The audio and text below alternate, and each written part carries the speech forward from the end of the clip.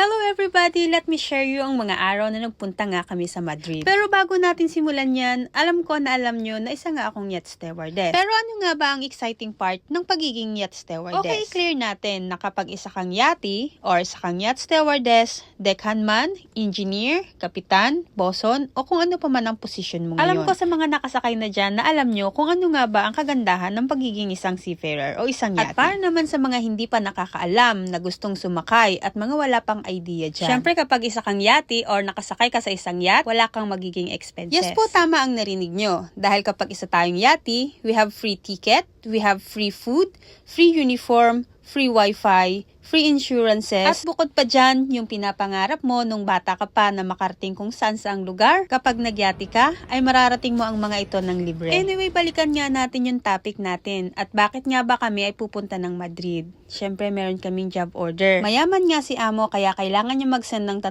stewardesses para mag-ayos ng kanyang wardrobe. Kung makikita nyo nga ay nandito na nga kami sa aming hotel at nag-check-in. And syempre, tagigisa kami ng room dahil mayaman nga si Amo. At heto nga ako sa balcony ko, kaya naman, hello Madrid!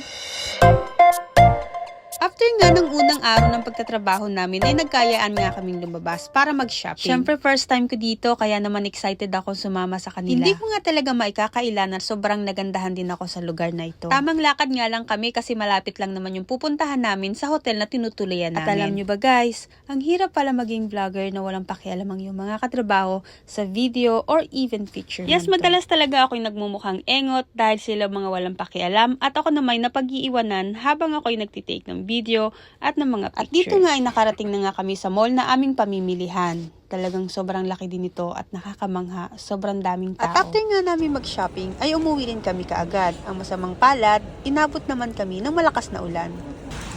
Look at it! It's all dry. Oh my God! Oh, put the bag as well. Like a thick shirt. This is crazy.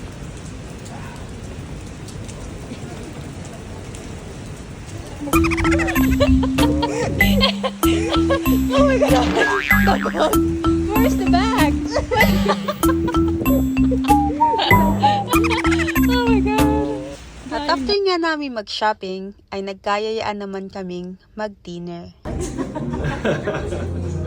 Why is it that one? It looks dead. Oh, it's cute. Really They fun. like you, man. Underwater with Because he texted me saying they had steak and ale pie tonight, and I was like, I'm jealous, and I'm like, no, I'm not. Take a Thank picture. No, thank you.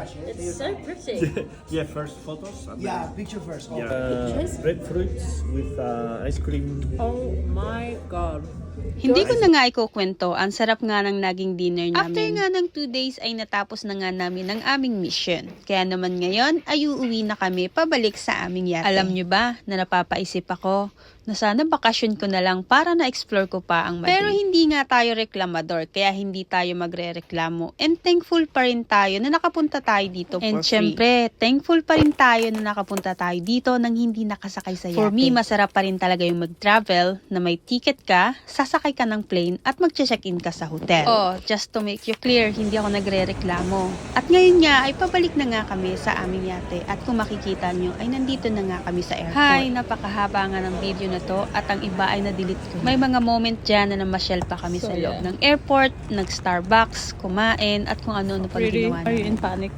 Yes, in panic mode with that. Your hairbrush, why is that in there? She lost her. Oh, found them. Yay! Heto nga't nandito na nga kami sa loob ng plane at ilang oras na lang, back to reality na naman ang mga alipin ng Euro. Minsan napapaisip ako, bakit kaya dinala ko dito ng kapalaran ko? Ano kaya talaga nakaguhit sa kapalaran ko?